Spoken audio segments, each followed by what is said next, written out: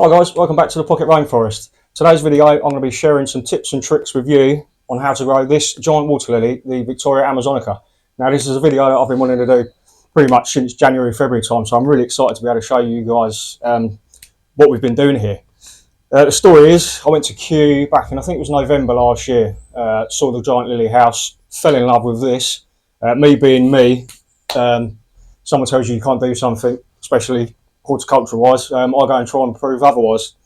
So yeah, off I went that evening, try and source some seed for this absolute giant. Managed to find some eventually. You never quite know what you're buying when you're buying seed online, whether it's viable, whether it's actually that plant itself, but I took a chance. Got 6 seeds delivered. Yeah, followed a few tips and tricks from the guy that sent them to me, and eventually we got one to germinate. So I'm going to show you the process of how we got it to germinate, and some of the growth through the season, and where we are now, and how we're potentially going to overwinter it. Now these generally don't get overwintered, especially in places like Kew and all the big botanical gardens. Theirs mature, they flower, and they sow seeds, and then they develop their own seed for the season after. I haven't got that luxury, I don't think. It doesn't look like there's going to be a flower, but I may have managed to find some viable seed again this year. I'm not going to give any secrets as to where I got it from. They're few and far between, so I don't want to shoot myself in the foot and not be able to get it myself. But if you put in some research, they are about. You just got to do a bit of homework. So if you are willing to grow this, follow along with this video and I'll show you some of the tips to get it to this size. Okay, so as I said, we managed to find our own seed. That was back in, I think, January, early February time they got sent. Now, for demonstration purposes, I've used coy pellet. The seed is about this size, about 6 or 7 mil, as you can see here. So they're not the smallest seeds to deal with, but they are similar to canna seeds in the respect that they've got a really tough exterior shell. They need to be kept in water, so soaking doesn't really speed on the germination. What they've got is it's called an operculum, which is where the seed will germinate from. Now that needs pricking or spiking, but if you do it wrong and you damage the inside of the seed, then you're just going to get fungus, rot, and the seed's not going to be viable. So it is quite a specific process. It's a delicate process, but it's one that's not impossible, obviously. Okay, so you start off with, this is full of water. Now it's only a shallow trough. This would normally have a grow light suspended above it to help the germination. Now this needs to be heated to 28 degrees.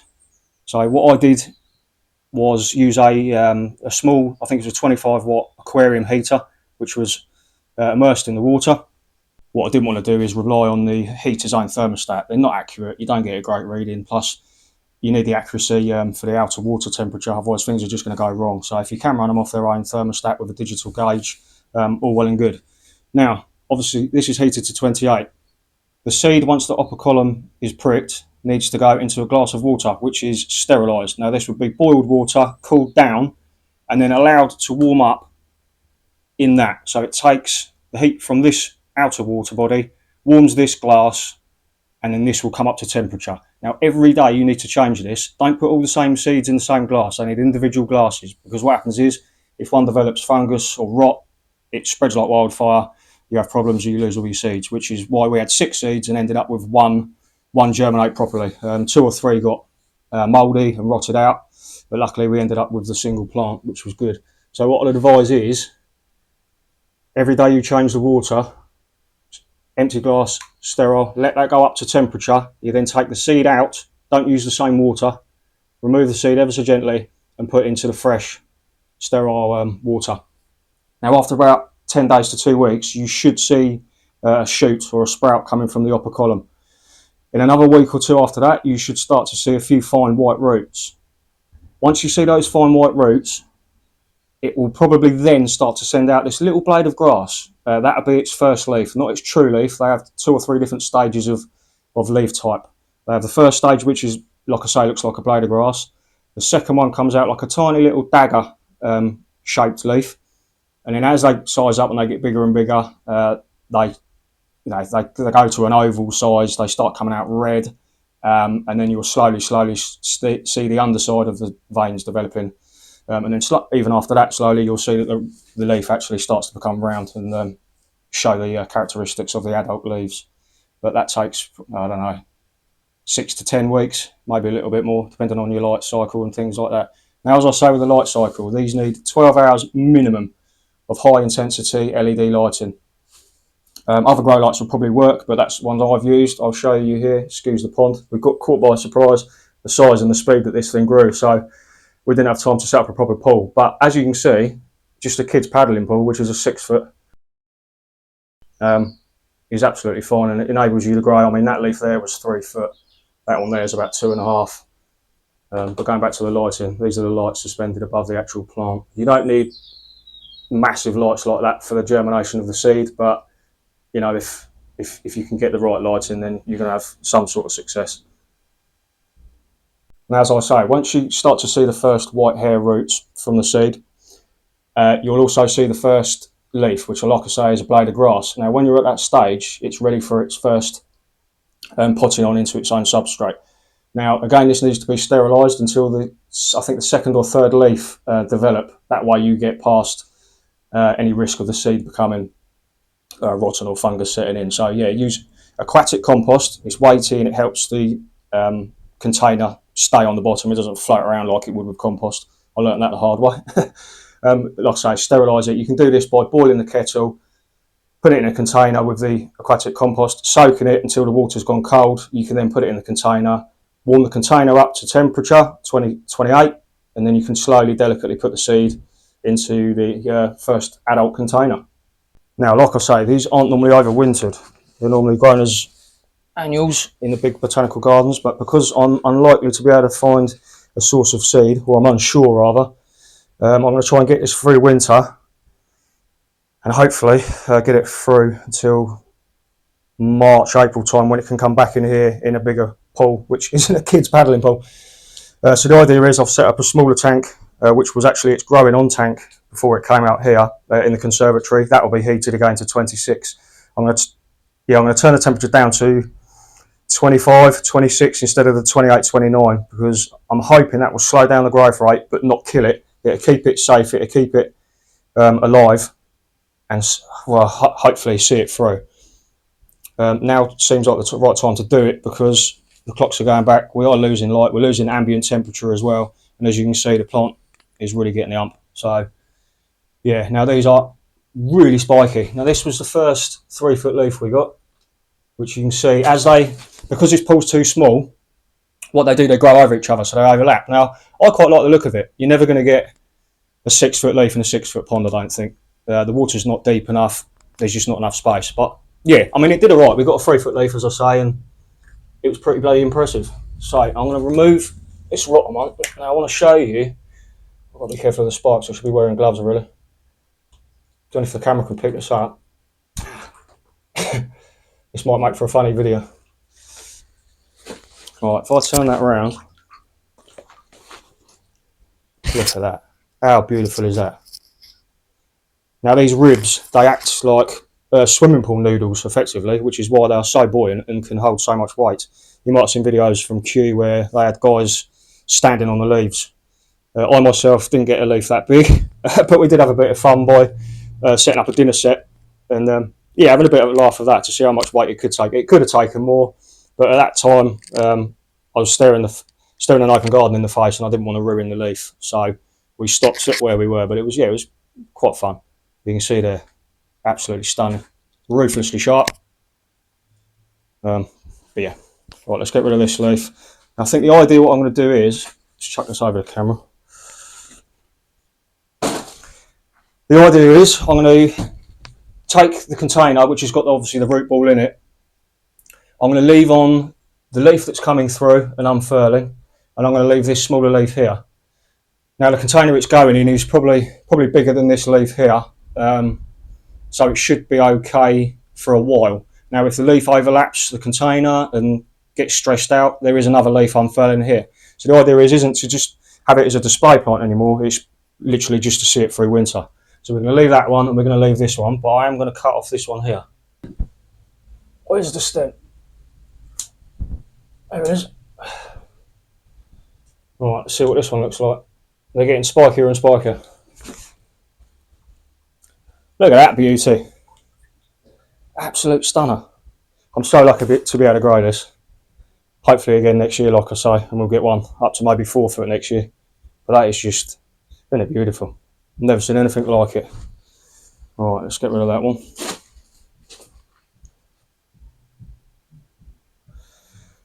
I might have to get in here for this. This could get fun. Obviously, I've turned off all the electricity. Always do if you're working in a body of water.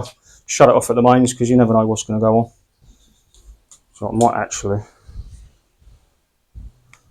No, I'll leave that on actually. Right, so if I come round here...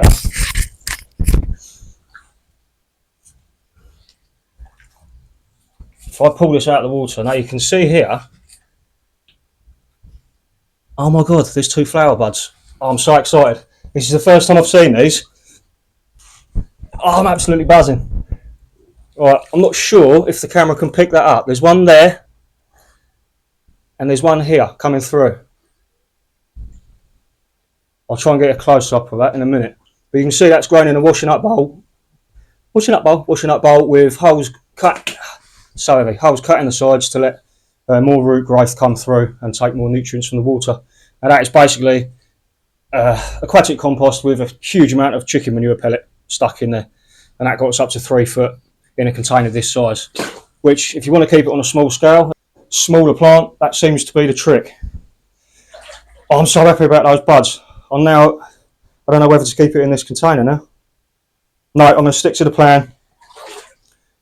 And I'm going to bring it in, and I'm going to try and I might keep the temperature higher than what I thought to see if I can get these flowers to flower, because that'd be amazing. Right, I'm going to move the camera around the other side, and we're going to bring it through to its overwintering container.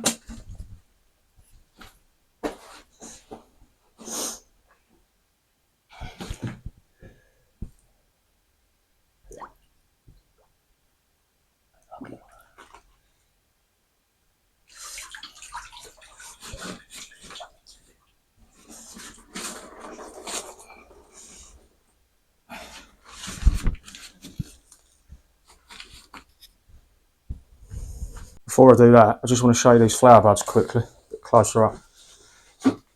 Just a quick one. This is heated by a 800 watt aquarium heater, or 2 actually, but on 1 thermostat. So there's a 500 watt and there's a 300 watt, and that was sufficient enough, especially through the summer because we're in a glass house or greenhouse. It keeps the ambient temperature and also the water volume pretty much up to temperature without too much struggle. Right, zooming on these flower buds. I presume that's what that is, because that's obviously a new leaf unfurling, and I've seen many of those, but I've never seen that or that. So fingers crossed. I'm not going to hang around with this too long out of water because I need to get that in there and back up to temperature.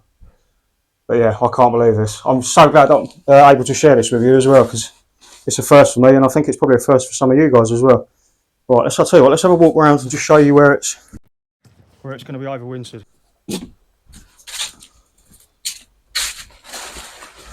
There's some of the other ones that are in the lily pond for display. We've got the Talia delbata, that's come into seed. Some really nice seed heads on that.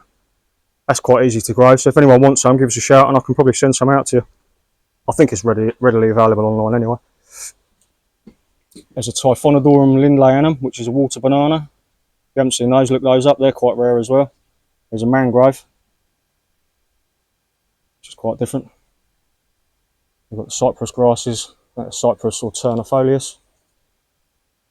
I mean, I'm 6 foot and that's just shy of me, so 5.5 foot. Made a lovely display at the back of the lily pond. Right, let's go show you things blown over in that high wind the other day, but there's no point picking them up because they just blow back over again. Okay, so this is the overwintering container. This is what it was brought up in. I'll put a picture up of it growing up from, well, when was it? Probably March time it went in there, so I'll put some of those up for you to see. But yeah, that's what it's going to be stored in. That pump and the water volume doesn't, or water movement doesn't need to be as strong as it is, so I'll need to turn that pump down slightly. And there's its thermostat. It's only at 14 degrees at the moment, so that needs to hurry up.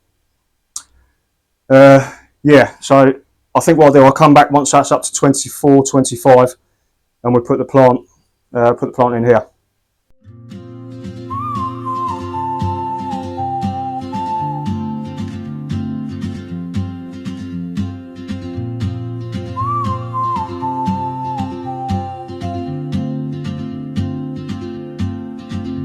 She moves like a map with no borders, a whisper caught in the wind. I see her boots at the corner cafe with a notebook and a grin.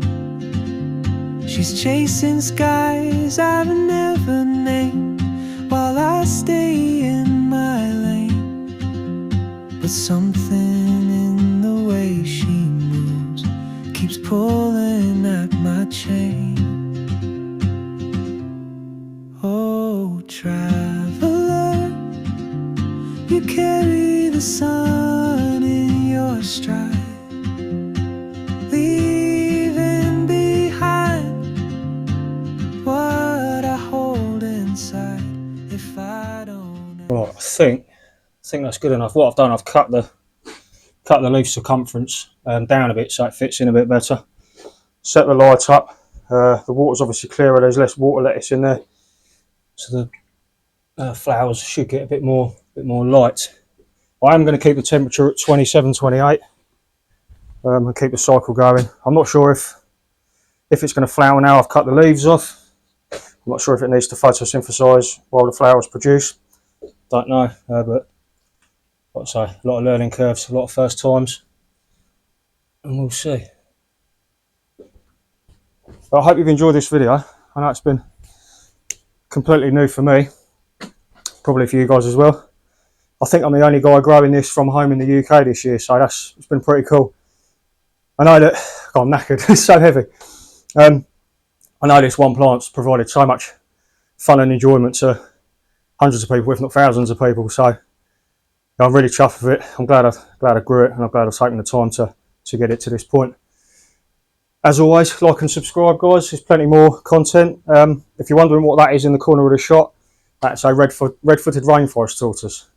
We've got reptiles here as well, jungle bugs and all sorts of things that we show during the open days and open gardens, which we're going to be doing a lot more of next year. Lots more content as well. So yeah, it's a really interesting place to be. Yeah, and if it's your cup of tea, give us a follow. I'm on Facebook as well, Chris Bowers, The Pocket Rainforest. Send us an ad and you can follow my journey and this garden as well on their Insta as well. So yeah, thanks again, guys. Love always. See ya.